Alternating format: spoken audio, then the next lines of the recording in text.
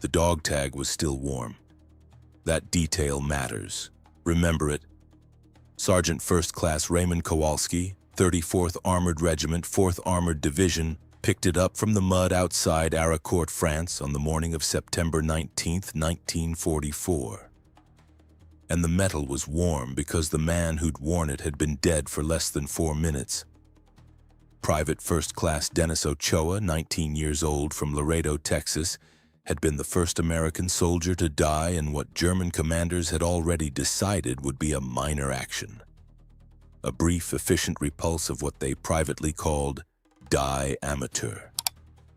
The amateurs. They were so certain of victory that one panzer commander had his orderly prepare a formal dinner to be served in Aricourt's town hall that evening. The dinner was never served. What happened in the rolling farmland southeast of Nancy, France, between September 18th and September 29th, 1944, would later be called the largest tank battle on the Western Front since D-Day.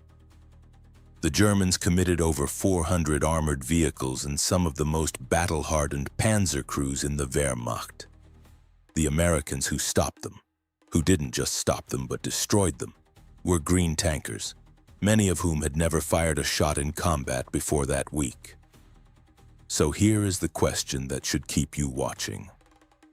How does a unit of inexperienced American tankers, cut off, outgunned, and outnumbered inside a French village they've held for less than 72 hours, defeat the most feared armored force in the German army? The answer isn't firepower, it isn't luck, it's a trick. And the Germans never saw it coming, and because they never believed Americans were smart enough to use it. By the first week of September 1944, General George S. Patton's Third Army had done something military historians still struggle to fully explain.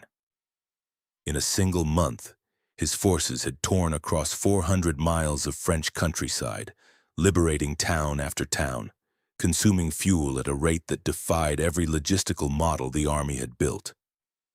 Patton's men moved so fast that they outran their own supply lines.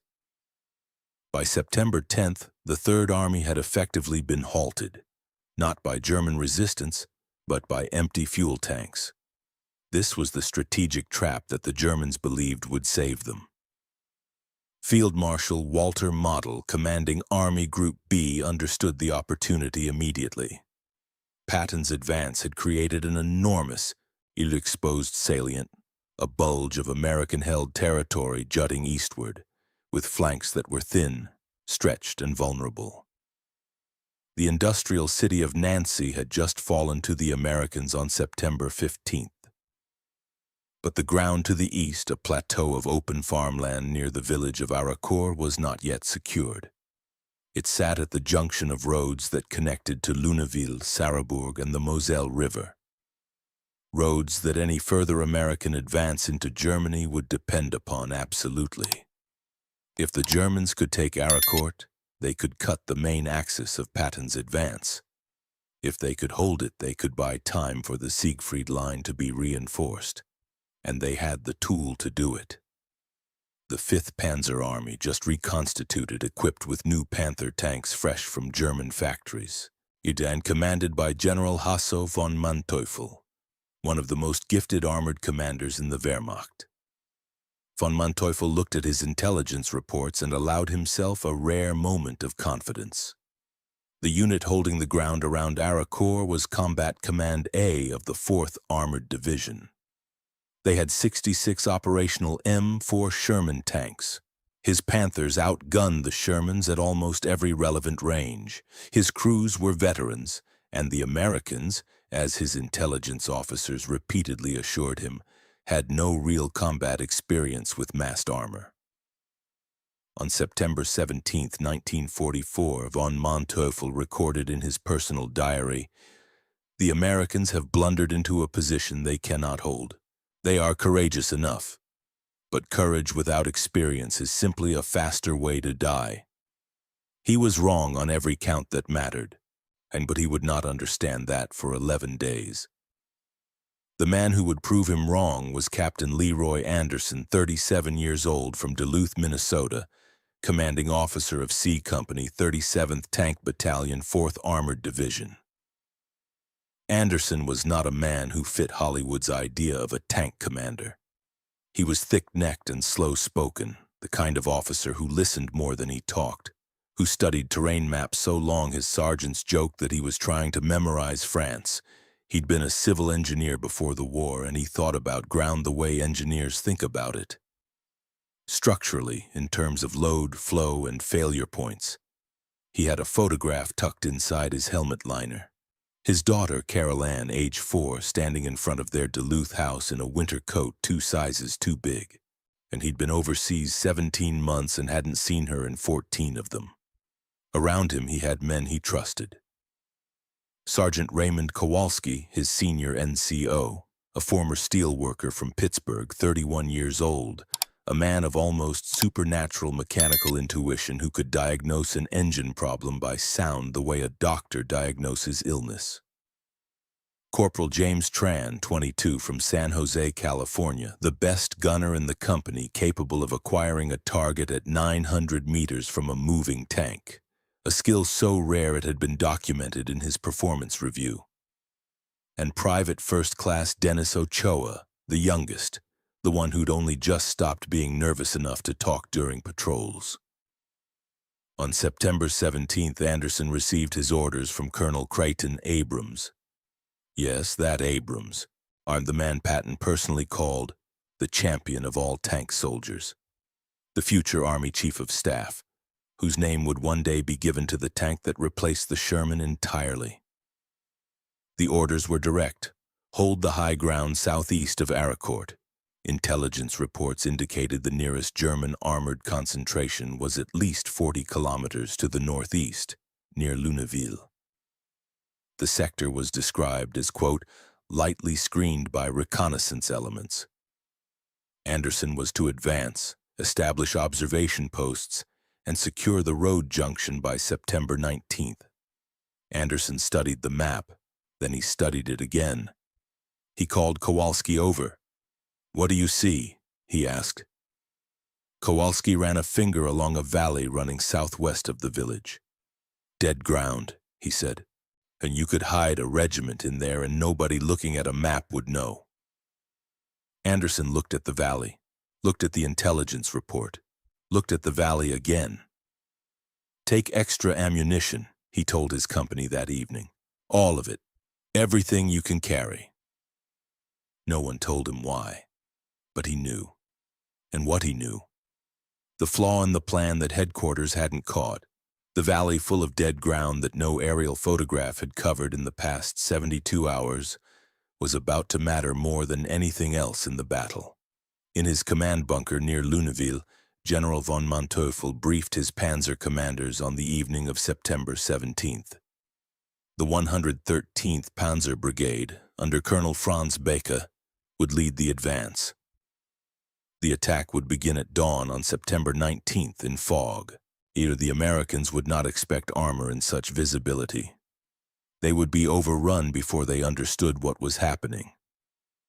One of Becke's subordinates, Major Werner Heilig, asked whether they should call for additional infantry support.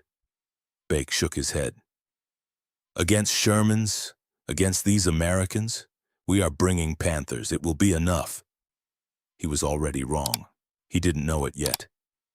Read those numbers one more time. 66 Shermans, 400 German armored vehicles, and headquarters telling Anderson the enemy was 40 kilometers away. What does a man do with information he knows is wrong? When the people who gave him the orders don't know what he knows? That question is what the next 24 hours are built on.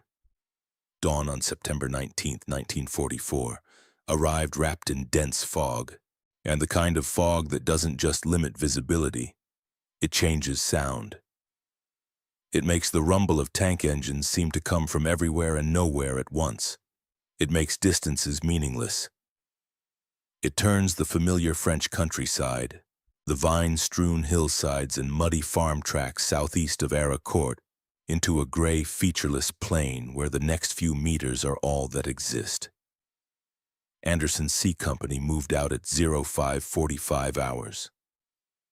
Their objective was the road junction 1 kilometer east of the village, a crossing point where the roads to Moyenvik and Chateau Salin diverged. Intelligence said it was unoccupied. Anderson's lead tank, commanded by Kowalski, was 150 meters down the road toward the junction when Kowalski's radio crackled. "Tracks," Kowalski said. "Simply that." Anderson stopped the column. I got out of his tank, in enemy territory and fog, and walked forward to look himself. The road was churned, not by Allied vehicles. The tread marks were wider, deeper, more closely spaced than anything the 4th Armored was running. Panther tracks, recent. Anderson pressed his hand into one of the impressions. The mud in the tread mark was still moist at the bottom. These tracks were less than 2 hours old. He was already back in his turret, already transmitting when the fog erupted. The German attack came from 3 directions simultaneously. From the northeast, where intelligence said the enemy was. From the east, along the road they'd been ordered to use. And from the south. From the dead ground valley that Kowalski had pointed at on the map 2 nights ago, where 17 Panthers had spent the night hidden in a creek bed, the engines cold, waiting. The first round hit Anderson's lead tank, not his, Kowalski's, at 06:11 hours. The shell struck the left track and the tank slewed sideways into the ditch, still functional, crew alive but immobilized and blocking the road. The second round hit an ammunition carrier 40 meters back. It went up in a column of orange fire that Anderson would later describe in his after-action report as visible for what must have been 5 miles. Private First Class Dennis Ochoa was in a support vehicle behind the ammunition carrier. He was gone before the echo of the explosion reached the village. Anderson didn't stop. This is the part that matters. He didn't stop for Ochoa. He didn't stop for Kowalski's immobilized tank. He'd been trained, had trained himself, really, and by reading everything Patton's headquarters had distributed about armored warfare. To know that stopping in contact is dying slowly instead of dying quickly. He ordered the column to push forward and left off the road into the open farmland. The Germans had not expected that. Their kill zone was set up for a column on a road. But he was already off the road. The next 12 minutes were chaos at a level that defies orderly description. C Company lost 4 tanks in the initial contact. Sergeant First Class Kowalski, his track blown, directed fire from a stationary position with a radio and his own tank's gun until the transmission failed. Corporal Tran, in the 3rd tank, acquired and destroyed 2 Panthers at ranges between 400 and 600 meters. Achievable with the Sherman's 76mm gun if you knew the kill zones. Ida and Tran knew them. 3 other crew members were wounded. One Private Harold Biggs from Columbus, Ohio, continued to load the main gun with his left hand, while his right arm was wrapped in field dressing that had already soaked through red. Then the radio crackled. Colonel Abrams, not from close, from rear headquarters. "Anderson, new orders. Pull back to the village. Do not advance to the junction. Repeat, do not advance." Anderson looked at his situation. He was 300 meters from the junction. The Germans were between him and the village, not in front of him. To retreat meant driving back through the concentrated German line that had just closed behind him. To advance meant going deeper into unknown enemy territory. He keyed his radio. "Colonel, I can't go back. They're behind me." There was a pause of 7 seconds, Anderson counted them, before Abrams responded. "Then find another option, Captain. Out." That was it. No instructions, no air support. The fog had grounded everything. No artillery. The German positions were too intermingled with American ones for safe fire missions. No reinforcements. The rest of Combat Command A was engaged on 3 other fronts simultaneously. C Company, 7 operational tanks, 31 men still functional. Surrounded on 3 sides, roadblocked, Radio contact with battalion tenuous at best. Ammunition at 60% after 12 minutes of continuous engagement. And northeast of them, in a farmhouse outside Moyenvik that had been converted to a command post, Major Werner Heilig was composing his report to Colonel Baca. Yet he reported that the American column had been hit, had taken casualties, and had gone off-road. His conclusion filed at 0630 hours. Enemy is disorganized. Collapse of resistance expected within the hour. He was looking at the same battle Anderson was fighting. He reached exactly the wrong conclusion, because he had never considered what happens when an American officer trained by Patton's system runs out of good options. He didn't know that Patton's doctrine specifically addressed this, that there was a name for what Anderson was about to do. A like on this video costs you nothing. For Dennis Ochoa, for Harold Biggs and his shredded arm, for every man in 7 tanks surrounded in a French field. It's the least we can do. You want to know what that name was? What Patton called it? Why it worked when nothing else would? And that's exactly what Part 3 is going to tell you. George S. Patton had a saying that his officers heard so many times they could recite it in their sleep. Never make a decision based on the enemy's capabilities. Make it based on the enemy's intentions. And then hit him somewhere he has not decided to be. This was not a slogan. It was a doctrine, formalized in Third Army training memoranda and distributed to every company-grade officer under Patton's command by August 1944. The specific document, Third Army Operational Memo No. 7, dated August 3, 1944, used language that Anderson had copied into his personal notebook. The fixed defense is an invitation. Accept it. But do not knock at the door they expect. Find the wall. What that meant in practice was this. When an enemy builds a defensive position, and they build it around an assumption of how you will attack, that assumption is their greatest vulnerability, because every man they position to cover the expected approach is a man who is not covering the unexpected one. Anderson knew this. In the farmland outside Aracourt, mud on his boots, smoke filling the air from 4 burning Shermans, he applied it. Here is what he saw when he looked at his situation without panic. The German attack had come from 3 directions: northeast, east, south. The west, the direction of Aracourt village itself, was where they assumed Anderson would try to retreat. They had left a screening force there, not a blocking force. A screening force exists to observe and report. A blocking force exists to stop movement. They had not blocked the west because they assumed a retreating, disorganized American column would be easy to pursue and destroy in the open. They had not committed their blocking force because they hadn't needed one yet. That gap, Anderson understood in the span of perhaps 90 seconds of mental calculation, was the wall. But there was a complication. Between his current position and the route west through the screening force lay the hamlet of Rechicourt-la-Petite. 8 stone farmhouses, a small church, a well, and at 0640 hours on September 19th, approximately 60 French civilians who had not evacuated. Old men, women, children. They had been there when the German attack began and had sheltered in cellars. Anderson's fastest route through the screening force ran directly through the hamlet's main street.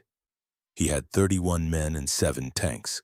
His fastest route put 60 civilians in his line of fire, or more precisely, in the Germans' line of return fire the moment they saw where he was going. He could go around the hamlet, but around meant exposed ground, longer time, more opportunity for the German commander to redirect his blocking force and close the gap before Anderson reached it. Anderson called his surviving sergeants to his tank for 45 seconds. Not a conference, a decision. "We go around," he said. 200-meter detour, south of the hamlet. We don't go through people's homes. Sergeant Kowalski, radio still in hand from his disabled tank, voice coming through the headset. "That's an extra 4 minutes exposed." "I know." Germans might close the gap. I know. Okay, Kowalski said. You go south it is. This is the moment that the Army War College would later use when it incorporated the Battle of Aracourt into its curriculum as the defining example of what Patton's doctrine actually produced at the company level. Not recklessness, not cowboy improvisation, but the disciplined application of indirect thinking under pressure, combined with a moral compass that never confused the mission with the cost of the mission. The plan was simple and therefore dangerous in exactly the right way. Anderson's 7 tanks would move south of Rechicourt-le-Petit on a farm track his map marked as potentially passable. They would hit the German screening force from a direction it was not facing.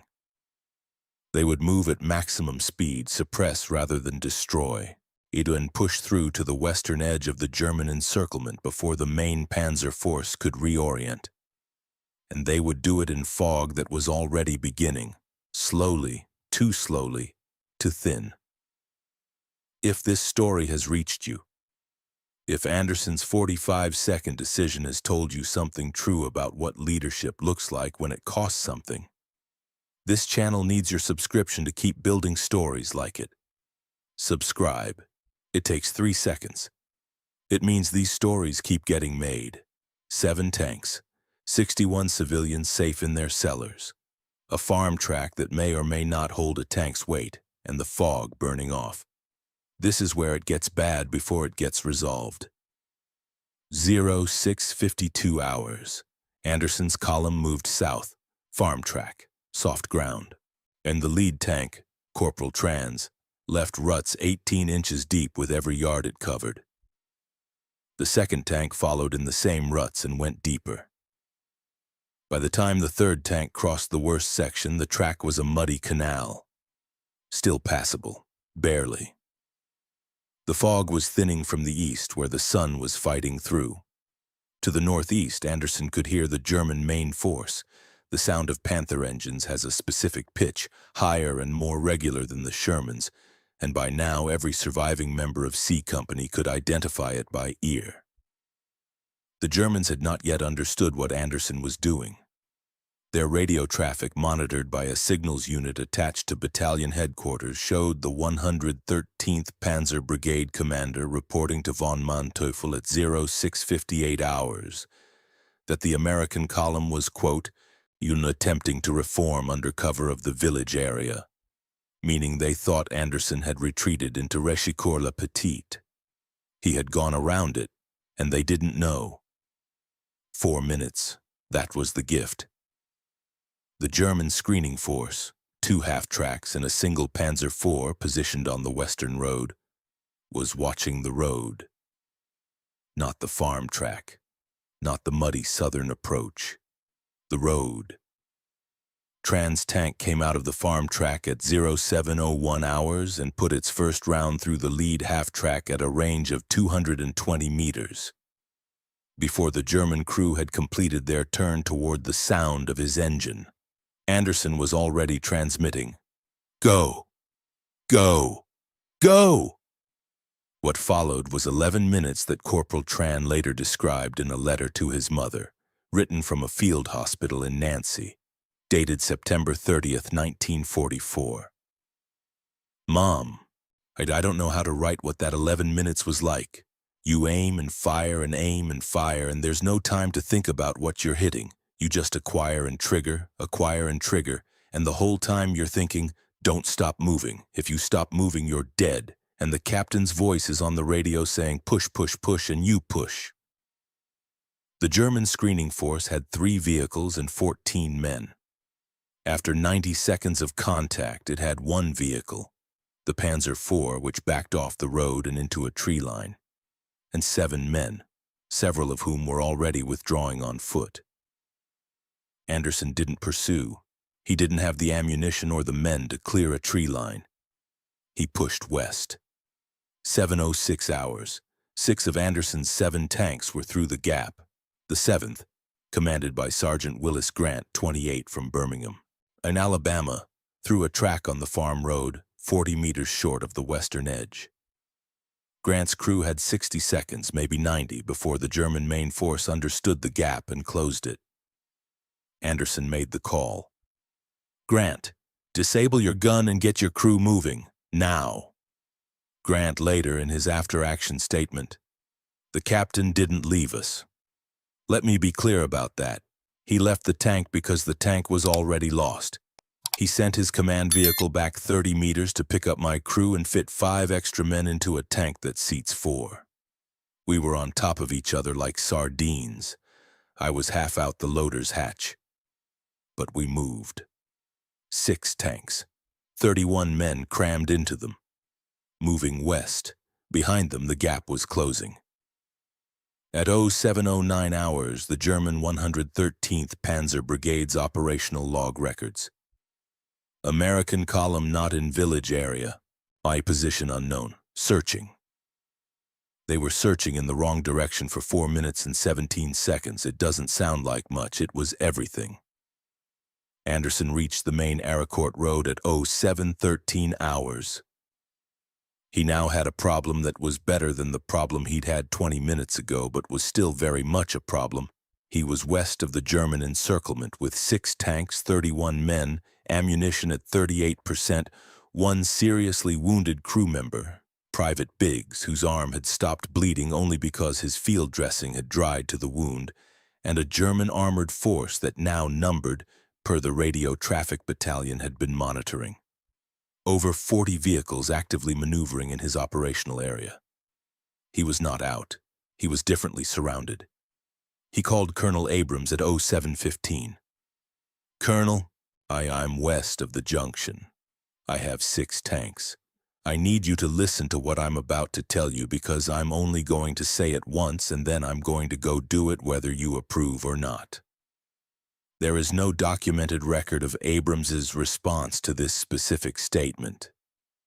What is documented is that Abrams immediately requested artillery support from Corps, which was granted though the first rounds wouldn't arrive for 11 minutes, and then transmitted a single word back to Anderson. Understood. Anderson's plan conceived in approximately the time it took you to read the last 3 paragraphs, used the single asset the Germans had not accounted for. They knew his position only approximately. Their main force was oriented east to west, expecting an American retreat. If he moved north, back toward the original objective, in the road junction, and moved fast, he would be attacking from a direction the German formation's rear was exposed to. He was going back to the junction, the place he'd been ordered to take 8 hours ago, the place he'd been retreating from for the last 40 minutes. The Germans had a word for this. They used it later in prisoner interrogations and in the post-battle reports that German headquarters compiled in October 1944. The word was unberechenbar, unpredictable. But that's not quite what they meant. What they meant was, we could not model this because we did not believe an American officer in this situation would attack. At 0718 hours, Anderson's 6 tanks turned north. At 0719 hours, the German 113th Brigade's operational log records, contact lost with screening force west of junction, requesting infantry sweep. At 0724 hours, a Corporal Tron's gun, still working, still accurate, crew still functional, fired the round that destroyed the command half-track of Major Werner Heilig, who had filed the 0630 report predicting American collapse within the hour. Heilig survived. He would be captured 17 days later. The artillery arrived at 0726 hours, Corps guns firing on coordinates Anderson had transmitted before his radio partially failed. The shells hit the German column at its thickest point, where the main panzer force had massed expecting to pursue the retreating Americans. 31 German vehicles were struck. 14 were destroyed or immobilized in the initial barrage. The German formation broke, not routed. These were professionals and they withdrew in tactical sequence, but broke in the sense that the attack collapsed. And they pulled back 2 kilometers northeast, ceding the junction, ceding the ground they had committed 400 armored vehicles to take. Anderson reached the road junction at 0741 hours. He stopped his tank, got out, stood in the mud at the junction of the roads to Moyenvik and Chateau Salin and looked at what they had done. Private Harold Biggs was unconscious but breathing in the tank behind him. Sergeant Willis Grant was on top of the tank he'd had to abandon his own for, watching the German withdrawal through binoculars. Corporal Tran was reloading, methodically, quietly, as if this were still a firing range in the United States. Sergeant Kowalski, still in his disabled tank 2 kilometers east, came over the radio. His voice was very calm. "Captain, you at the junction?" "We're at the junction, Ray." A pause. "It's good," Kowalski said. "Good." Anderson sat down on the hull of his tank and did not move for 6 minutes. The battlefield at Aricourt on the morning of September 20th, 1944 did not look like victory. It looked like a wrecker's yard spread across French farmland. Burned out hulls, tracks thrown in the mud, already rusting in the September damp. Supply crates ripped open by blast, their contents, rations, medical supplies, ammunition, scattered across 100 meters of open ground. The smell of burned fuel and something worse, something that any veteran knows and civilians cannot fully imagine, that settled over the plateau like weather. C Company had lost 6 tanks and 11 men in the engagement. Dennis Ochoa was dead. Corporal Michael Ferris, 24, from Akron, Ohio, dead. 3 others killed in the initial ambush. 6 wounded. 2 of them seriously enough to require evacuation. Private Harold Biggs lost the use of 2 fingers on his right hand. He relearned to shoot left-handed and returned to duty 6 weeks later. Now here is the enemy's verdict. The Battle of Aricourt. The full engagement, not just C Company's action, but the entire 12-day confrontation between the 4th Armored Division and the German 5th Panzer Army, ended on September 29, 1944. The numbers are not complicated. The Americans destroyed 281 German armored vehicles. They lost approximately 50 of their own. Against a force that outgunned them at every range above 500 meters, that had more vehicles, more experienced crews, and the advantage of choosing when and where to attack. Yet the 4th Armored Division had not merely held, it had inflicted a ratio of destruction that shook German armored doctrine to its foundations. General Hasso von Manteuffel, in his post-war memoir Mit den Panzern in Ost und West, published in 1966, wrote this about the engagement. He described the American tankers as having displayed a quality he called Gefechtsflexibilität, tactical elasticity, that his own training system specifically did not produce. He wrote that the Americans seemed to have no fear of losing ground because they never attached to ground the way German defensive doctrine demanded. They treated terrain as information, not as territory. He wrote, and this is the line that military historians have returned to repeatedly, that to fight an army that reads obstacles as opportunities is to fight an army that cannot be cornered, because it does not recognize corners. Major Werner Heilig, interviewed by Allied intelligence officers on October 16, 1944, after his capture, was asked what he remembered about the morning of September 19th. He was quiet for a moment, and then he said, through an interpreter in precise German, that what he remembered most was not the artillery, not the tank fire, not the moment his command vehicle was destroyed. What he remembered was looking at his map at 07:15 hours and realizing the Americans were somewhere his map said they could not possibly be. We had designed a cage, he said. See you, they simply didn't know they were in it. Captain Leroy Anderson received the Silver Star for his actions on September 19th. The citation noted his initiative, tactical acumen, and disregard for personal safety in terms that were accurate but insufficient. He stood in a field hospital in Nancy on September 21st when they pinned it on him. He said in the only public statement he ever made about the battle, "Patton always said, if you're going the wrong way, speed up." What he meant was commitment is the only substitute for a perfect plan. We didn't have a perfect plan. We had speed and commitment and men I trusted. Patton received the combat report for the full Battle of Aracourt on September 22nd. He wrote one line in his diary that evening. "The 4th Armored has done it again. They are perhaps the finest soldiers in the world." And the Germans thought they had them. The Germans are wrong about Americans with a consistency that begins to look like a character flaw. He was not wrong about that either. Leroy Anderson went home to Duluth in the spring of 1945. Carol Ann was 5 years old. She was wearing the same style of winter coat, impractically large as if her mother was buying ahead, when he came through the door.